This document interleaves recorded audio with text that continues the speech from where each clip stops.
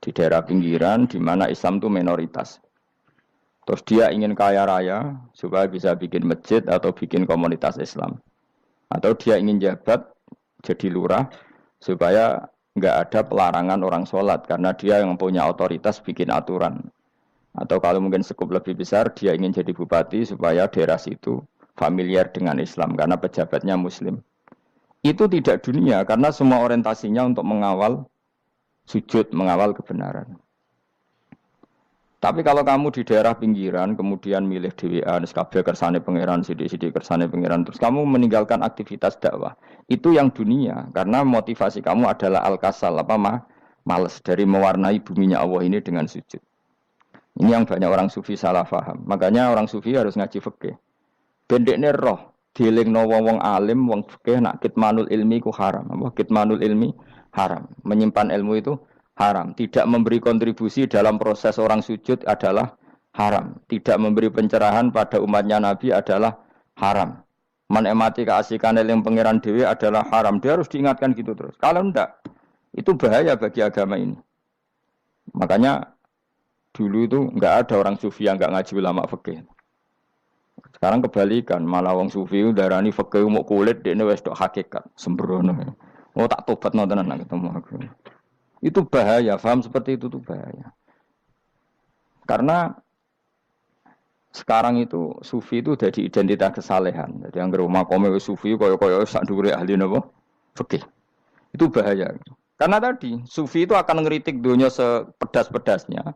Kemudian ujung-ujungnya meninggalkan dunia, kemudian happy-happy asik pangeran dewean dan membiarkan umatnya Nabi ini berserakan kemana-mana, tidak terlibat sama sekali, tidak memberi kontribusi sama sekali. Cara bahasa gampangannya orang gelem amar ma'ruf, gak gelem nahi mungkar. Tapi bahasa amar ma'ruf nahi mungkar kan saiki dadi gerakan ekstrem. Makanya ora tak bahasa amar tidak peduli, tidak mulang. Mergo saiki bahasa saiki repot terus. Paham ini penting kalau terang. Jadi kalau baleni malih ya. Sing dimaksud dunya ketika dikritik pangeran iku dunya sing sangka kata dani'ah, sesuatu sing murahan, sing enteng, sing nafsu. Iku jenenge napa? Dunya, napa? Dunya. Tapi ketika sesuatu itu baik dan mengarah kepada Allah, iki jenenge dunya iki masru'atul akhirah. Maka dunya itu di dua status napa? Siji masru'atul akhirah. Dan ini status yang harus kita pakai. Makanya kata Imam Ghazali itu, gue nak randi duwe, sak penat-penate urip, terus merasa enggak punya kenikmatan. Datang saja ke kuburan, dan yakinlah semua yang sedang mati, keinginannya hanya satu, ingin kembali di dunia dan memperbaiki amal-amalnya. Berarti dunia adalah segala-galanya bagi orang yang sudah mati. Ya, orang yang sudah mati itu cita-citanya satu. La'alli arji, semoga kita kembali ke dunia. Untuk apa? Untuk membenahi semua kesalahan yang pernah dilakukan zaman yang dunia. Terus kamu ingat, fa'ana fid dunya. Ya Allah, alhamdulillah sekarang masih saya di dunia. Artinya saya punya satu kesempatan yang diinginkan semua orang yang sudah mati di seluruh dunia. Lalu malah wali anu urip malah kepengen mati. Saking kakean kasus ini, apa? Kakean apa? Kakean kasus. Makanya di sini sirinya para rasul, para nabi itu sering donga Allahumma tawil umrona, sehingga banyak orang soleh mendoa supaya panjang apa? Umur. Itu karena pas itu yang hadir adalah dunia dengan makna masru'atul akhirah. Tapi ada juga wali dan nabi kadang-kadang donga, ya Allah, jika sebaiknya saya mati, mati saja. Itu ketika tergambar dunia yang sudah murahan, yang sudah arogan, yang sudah tidak jelas. Maka dunia ini punya dua status sekaligus. Jika prospek bagi Anda untuk masru'atul akhirah, maka nikmati senikmat-nikmatnya. Tapi jika bagi Anda ini sudah menjadi ladang maksiat apa-apa, maka jadikan dunia ini tempat tobat. Karena akhirat itu enggak ada apa-apanya dibanding dunia. Jadi akhirat itu hanya mereferensi dunia, mereferensi dunia. Ini penting kula aturno. Kadang-kadang sufi ku menyen goblok ora iso ngaji. Dia nganggep dunia sampai akhirat itu penting akhirat, tapi cara maknaninya salah. Lho kowe nganti ning akhirat mlebu swarga itu karena apa coba? Amal zaman di mana? Di dunia. Berarti penting mana dunia sama akhirat? Penting dunia karena akhirat mau efek, apa? Efek dunia ini yang pokok. Apa dunia ini yang pokok. Kalau Allah kan cara ngendikan tidak seperti itu. Allah cara ngendikan gini loh. akhirat, maksudnya walal akhiratu khairul laka minal ula gini. Sesuatu yang berorientasi akhirat dan kemudian menjadikan kamu nyaman di akhirat itu khairul laka minal ula, itu lebih baik ketimbang dunya. Ora kok kowe nak ning dunya nak sepemelek ning akhirat apik ora ngarang ngono, nak ning dunya melek ning akhirat luwih parah. Kayak mlaratem cek ngene iki kan. Tapi kan cek iso ngopi, cek iso mangan tengkleng. Coba ning akhirat gak iso blas. Dunyel-nyel malaikat ngawur. Gayamu bareng melarat iso ning dunya lara lah ning akhirat penak. Aku yakin ora luwih lara, tak jamin. Ngeraine kan ketara nak keliru omongan aku ning dunya lara lah sementing ning akhirat penak itu ndak bisa. Kowe nyifati dunya nggon lara iku serapati ridho mbek pangeran. Berarti ketika iso ngopi ra syukur, ketika iso mangan ra syukur, anane nyifati dunya lara. Berarti rapati ridho mbek pangeran. Malah dibles-blesno sebenarnya. Pemenang nak pengurus akhiratnya aku tak tekek. Cuma aku lho pengurus ora sebenarnya. Tapi gak ada rencana daftar jadi panitia apa? Akhirat. Tapi kira tak syafaat ya ambiarno karena ini penting kalau terangno. Makanya Imam Syafi'i masyhur makalah beliau tentang fikih dan tasawuf itu. Nggih saya kutip ya, dan saya memang saya hafalkan terus makna teman. Faqihan wa sufiyan fakun laisa wahida fa inni wa haqqu wa iyyaka ansahu. Terus kata beliau mensifati orang fikih fa hadza qasin lam yazuk qalbuhu tuqa. Wa hadza jahulun kaifadul jahli yasluhu. Itu masyhur. Di dunia ini identitas di dunia kita, dunia ulama itu hanya dua. Kalau enggak sufi ya faqih.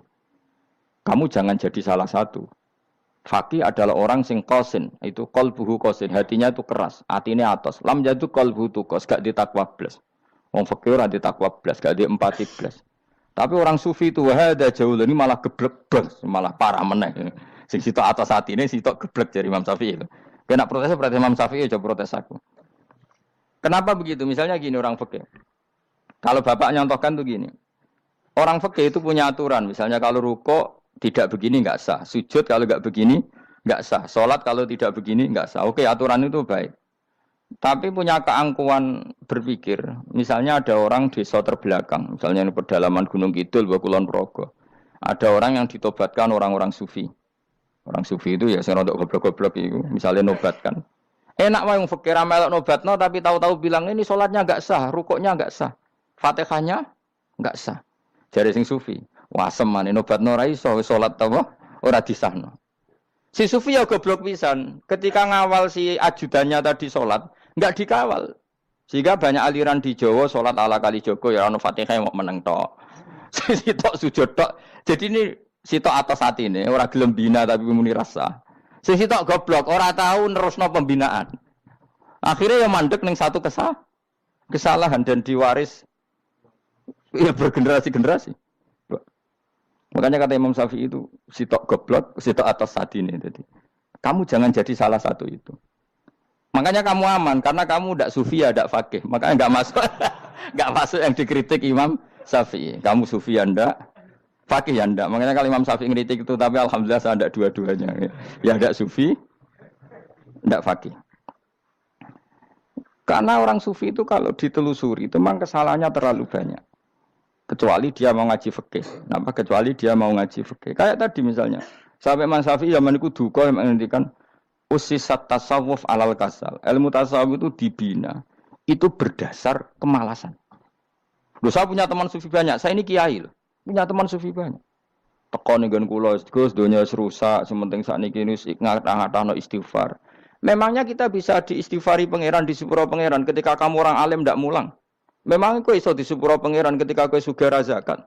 Memangnya kau iso di sepuro pangeran wis kere ra nyapu masjid teko Jumatan, bareng ngrokok itu usep-usep ning pojok masjid bar mulai. Enak wae. Ana keran coplok istibarno. Memangnya kamu bisa jadi orang miskin seperti itu kemudian dimaafkan Allah? Ndak bisa. Kamu harus terlibat dalam proses salat. Wis kere ya urun gawe keran, misale ra ngono ya urun masjid ya nyapu-nyapu, sing sugih urun dhuwit, sing alim urun mulang. Kok enak? Dunia anggap rusak terus kabeh dhewean menengi sampean kedean neraka ora tak baturi ya ngono. Ndak bisa, sufi seperti itu ndak bisa, tuh kriminal. Malah Imam Syafi'i dalam satu makalah kowe esuk tasawuf, awan wis rondok ngene. Saking ekstrimnya beliau. Nah, kenapa Imam Ghazali muji orang sufi? Kitab-kitab Risalah Kusyariah muji orang sufi itu sufi-sufi sing koyo kowe. Sufi-sufi yang belajar fikih, napa? Sufi-sufi yang masih mau belajar fikih.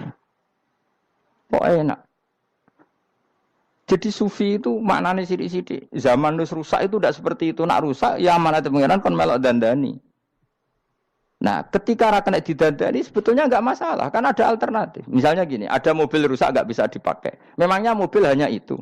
Kan ada mobil yang lain itu jenis fakih. Ini enggak, kamu punya pemimpin hanya 2 atau 3 lah biar enggak nyindir. 3 atau 4 lah. Ketika 4 ini orang ini gagal, seakan-akan Indonesia gagal. Memangnya Indonesia hanya punya orang 4 itu, goblok sekali kita berpikir gitu. Segoblok-gobloknya apa? Memangnya Indonesia itu milik siapa? Kenapa kamu menggantungkan sama 1-2 orang, 3-4 orang? Gampang aja cari alternatif. Terus, tapi kan harus lewat pemilu. Kusyo ngenteni pemilu 5 tahun cepat. Mustafa Rohin jokno jadi calon presiden. Nah, kemudian jadi negara tahlil. Karena dek Nabi ya, ngomong ekonomi ya ora iso. Ngomong wisata ya haram, ngomong budaya ya haram. Ngomong badan usaha milik negara ya ora roh dek. Lamun langsung dibagi.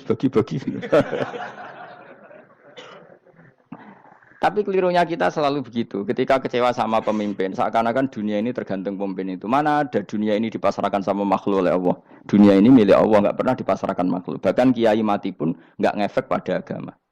Dulu sahabat meninggal agama jalan, wali songo orang-orang pilihan meninggal agama jalan. Karena Allah tidak ridho dunia ini, agama ini, dunia maupun agama dipasrahkan sama seseorang. Allah yang mengurus dunia ini.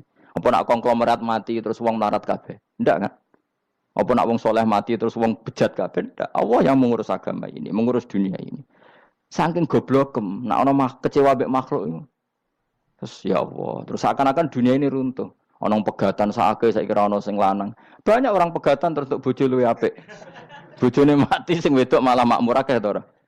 Makanya pangeran nanya manusa iku entek-entekan. Allah nate ngendikan gini Mas dalam pegatan. Unik ngendikane pangeran. Ya rodok manekno wong pegatan. Wa iya tafarraqa yuhnillahu kullam min saati. Kamu tidak usah takut dalam suami istri itu bercerai. Wa iya tafarraqa jika 2 suami istri bercerai, yuhnillahu kullam min saati, bahkan satu-satunya per 1 dari kedua mempelai ini bisa dikasih lebih kaya. Banyak enggak wong pegatan terus akhirnya lebih makmur. Dan kenangannya untung pegatan Mas dhisik aku untuk bojo sing dhisik wis. Aduh, selemu goblok. Engko sing lanang karena bosen dijudisi yang untung saiki di bojo konak bojoku sing dhisik. Banyak enggak orang pegatan kemudian kenangannya itu baik sama yang sekarang. Dengan yang lalu mau nggerutu tok, banyak enggak? Banyak. Dulu kita punya pemimpin yang cakap, yang otoriter. Zaman itu pun di demo. Coba kita ini kan mulai dulu yang ngerti pemimpin di demo. Mereka cek urip pantas di demo kan es mati digo kelangenan. Kelakuan kok ngono. Mulai dhisik nganti saiki. Kiai juga gitu, zaman urip dikerwiti. Kok bareng mati kiai penggantinya dikritik ora koyok kiai dhisik. Iku ora ya coba 66 Pak Karno dikritik. Orde baru diurus gitu tuh. Nabi yang ngono mangsamu presiden tok. Nabi ku kan mukjizat iku ngaji. Jadi mukjizatnya Nabi ku ngaji. Jare masyarakat kon mukjizat ora keren blas. Mukjizat iku kudu nganggo tongkat. Dadi seru napa? Dianggap Nabi Harry Potter. Jadi Nabi ku mukjizat kok mulang. Mulang iku mengatur logika supaya mapan nikmati Allah dan Rasul. Itu mulang. Mereka agak seneng. Mat. Saraku nabi-nabi dhisik kudu tongkat apa Mat. Dadi seru apa? Seru main seblak, pokoknya seru lah. Nabi sempat tertarik, ya kepengen di tongkat tahu Nabi tua. Kita ya sangar lah, wah. Jadi Nabi ngalor ngidul gak apa? Tongkat nggak ono sing ngelawan, blus terus kecemplung segoro.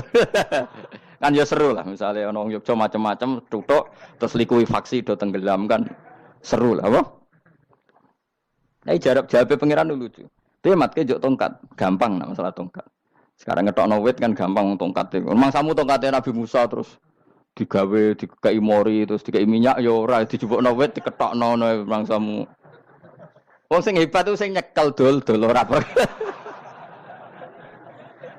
Ya jajal tongkate Musa tak kena kowe. Iki ora ono pengaruhe. Wong saiki ning gone Turki digo tontonan ora piye-piye. Lah nek mbate jek aktif Pak Turki nantang Israel duel langsung. Lah wong di tongkate Nabi Musa kok digertak Israel rawani. Lah nek tongkat iku tenan nak oh sing sakti sing nyekel dul ora perkara tongkate. Nah, cara kowe dhisik sono HP Nabi Musa, HP-ne Nabi Musa ya luar biasa cara itu. Akhirnya Nabi Muhammad itu sempat kepengin jawab pangeran unik. Awalam yakfuru bima utiya Musa min qabl. Mat kok gak eling, apa zaman Musa nggo tongkat wong terus do iman. Awalam yakfuru bima utiya Musa min qabl qalu sikhroni tazahara wa qalu inna bikullin kafirun.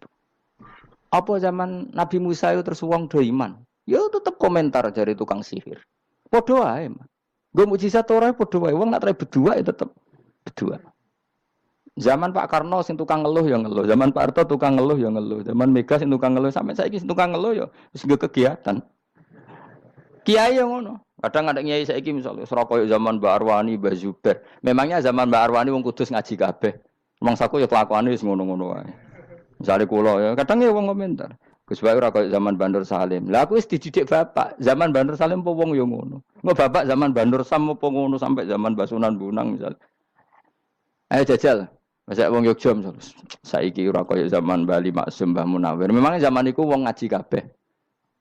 Ya ndak juga kan sak rohku kiai nak ngaji sing ngaji wong ngono-ngono iku pancet wong iku. Itu pengalaman. Mulane ketika Nabi Muhammad kemudian dimujizat ke Nabi Musa jabe pangeran awalam yakfuru bima utiya Musa min qabl. Apa zaman Musa terus do iman mat. Padha wae nggo masuk go tongkat ngalor ngidul ya. Biasa wae mat. Gak usah mujizat-mujizatan mulang wis enggak ada.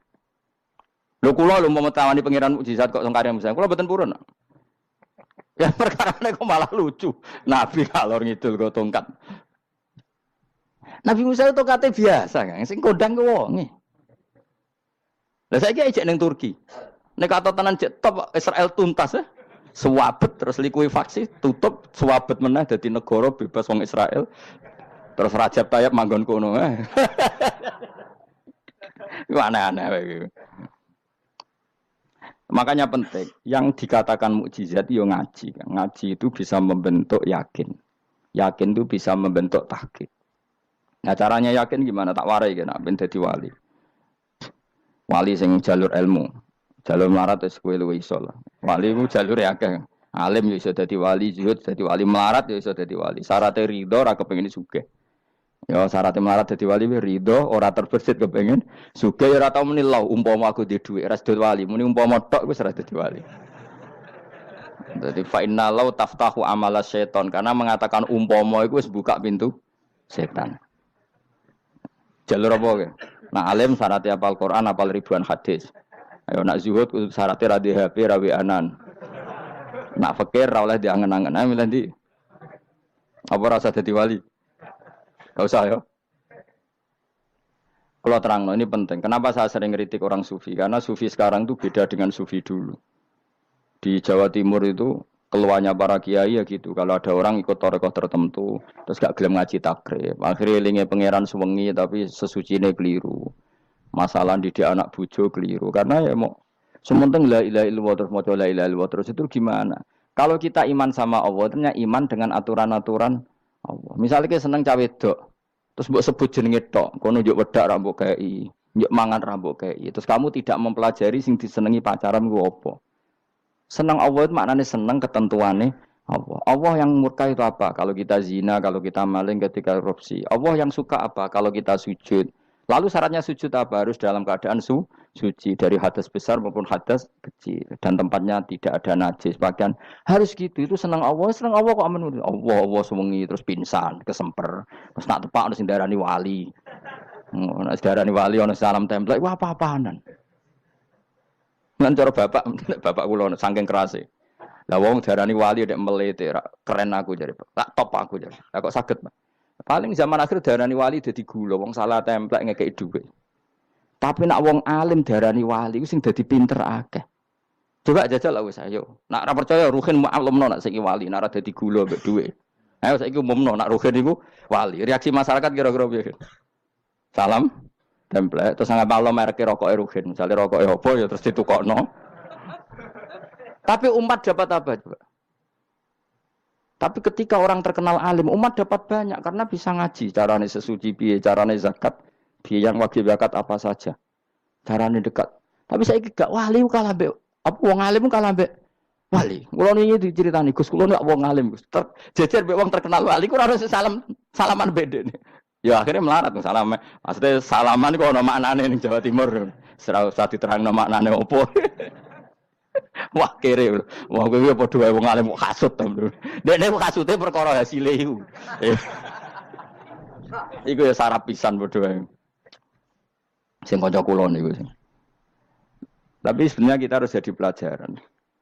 Kalau ingat Allah itu ingat aturan-aturannya Allah. Terus keling Allah suwengi terus piye? Allah bikin aturan. Kamu suwengi di masjid itu ketentuan fikihnya kayak apa? Kalau istri kamu sakit, anak kamu sakit, kamu wajib ngurmat anak bojo dan itu juga perintah Allah. Terus keling Allah nengok. Dulu nggak ada zaman Nabi seperti itu. Nabi itikaf suwengi di masjid pikir wiridan. Ya mulang biasa. Wiridan sekadarnya. Habis itu Nabi yang ngajar biasa. Siapa yang tanya tentang haid, siapa yang tanya tentang ghanimah, siapa yang tanya. Jadi yas'alunaka 'anil anfal. Ketika mereka iskal, lalu ghanimah cara bagi gimana ya Rasulullah?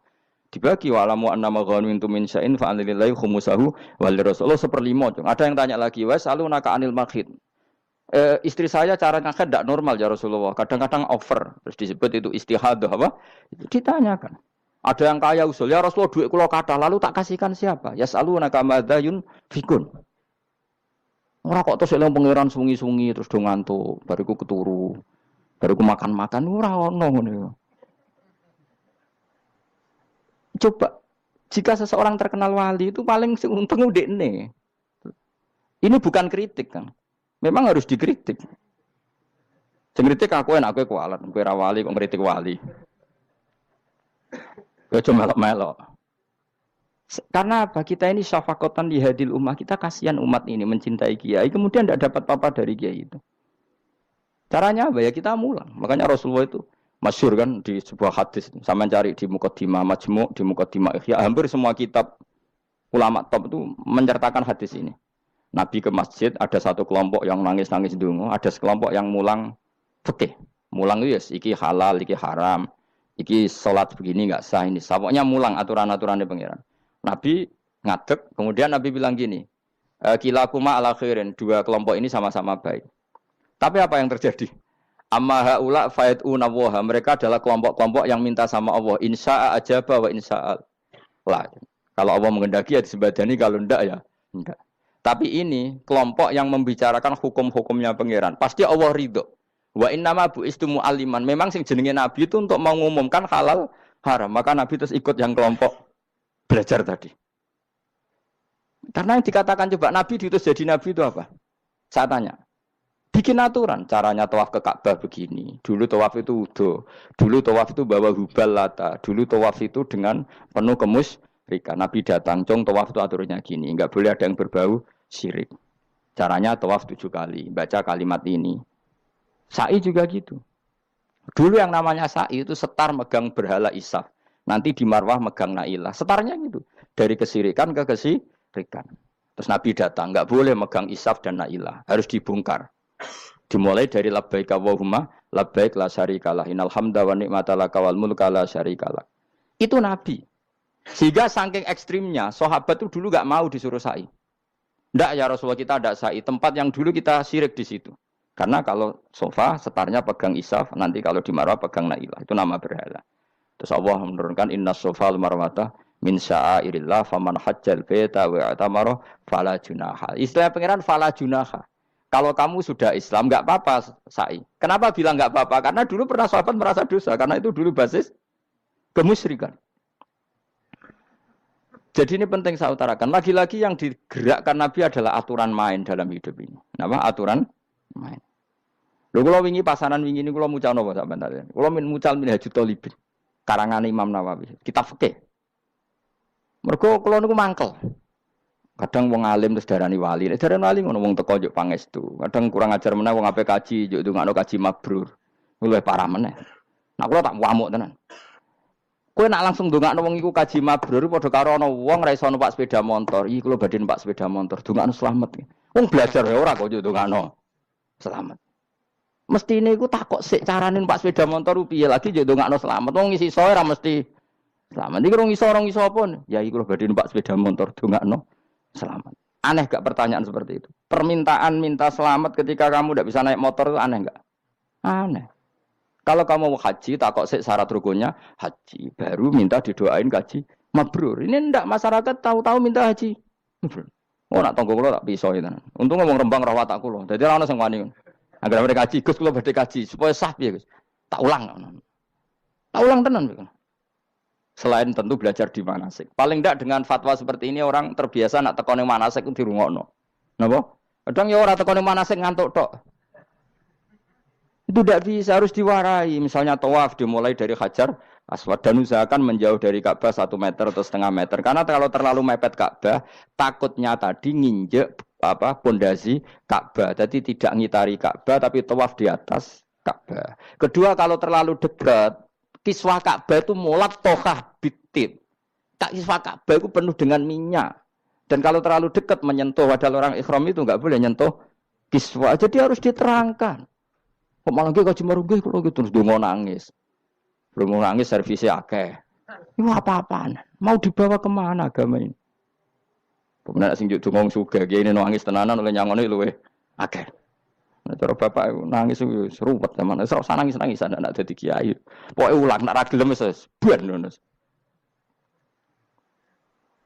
Tobat song ini tobat yang marah ini uteknya ini marah.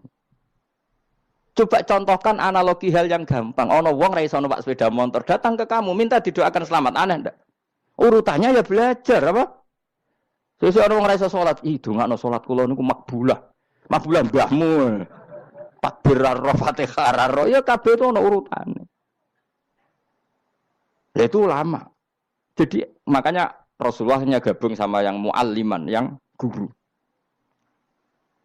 Dan ketika awan nyifati Rasul itu apa coba? Rabbana wa ba'athihim rasulam minhum yaslu alaihim ayati wa yuzakkihim wa yu'allimuhumul kitab wal hikmah. Rasul itu sifatnya yang diulang-ulang pangeran itu yaslu alaihim ayatika, membaca ayat-ayatmu, artinya apa coba? Mulang kan? Wa yuzakkihim, membersihkan akhlak-akhlak mereka, artinya apa? Mulang kan? Wa yu'allimuhumul kitab wal hikmah, artinya apa? Mulang. Nabi itu disifati dalam satu ayat itu gayanya ada sampai 3 kali sifat, tapi maknanya mulang kabeh. Yaslu alaihim ayatika, artinya apa? Membacakan ayat-ayat Allah, artinya apa? Mulang kan? Wa yu'allimuhum, artinya apa? Mulang. Wa yuzakkihim, bersihkan mereka, membina, artinya apa? Mulang. Makanya saya pernah ketika tawaf, anak-anak sarang yang idolakan saya itu, Gus saya ingin di depan multazam jenengan berdoa. Saya yang ngamini karena doa jenengan mustajab. Ngaji sih, nah ngaji kok tak dongakno, nak eling, nak ora ya wis. Ya guys, oke jam 2 malam kita di atas tingkat 3 kalau enggak salah pas itu di Mekah. Mulang Bukhari guys. Kalau ngaji Bukhari pinjen, ya tak ulang. Jam 2 saya ngajar sampai subuh sekitar 2 jam. Habis itu lagi donga tengah pemultasan. Kula donga wis sederhana Gusti, bocah-bocah niki mugi-mugi wonten gunane teng umat Rasulillah, purun mulang mboten kedunyane. Ayo amin ya, amin. Wah. Padahal di antara mereka ketokane sing donga pengen rabi, berkane wis tuwa. Ayo kula dongane ya Allah. Ini di depan multazam semoga anak-anak ini manfaat umatnya Kanjeng Nabi, purun mulang, purun napa-napa teng masyarakat. Wis iku tok amin amin pun bar. Karena itu yang saya bisa tanggung jawab di depan Allah Subhanahu wa taala. Coba kamu berani enggak di depan Allah terus kayak ngomong dunia. Karena hanya mulang yang bisa mengantar manusia mencintai Allah dan Rasul. Coba barokahnya kabeh kiai darani harame zina. Berapa juta orang yang tidak berzina gara-gara dawe para kiai nak wong zina sok ben dakare dikwetok, virgine ditunjuk malaikat. Entah cara ngulang gimana, cara tahdzir gimana terserah gayanya kiai masing-masing. Mungkin Mustafa nyontokno payudara di guantung, wong dhekne jorok penyerot. Dadi nek roken duwe pinter meneh dakare apa dikwetok.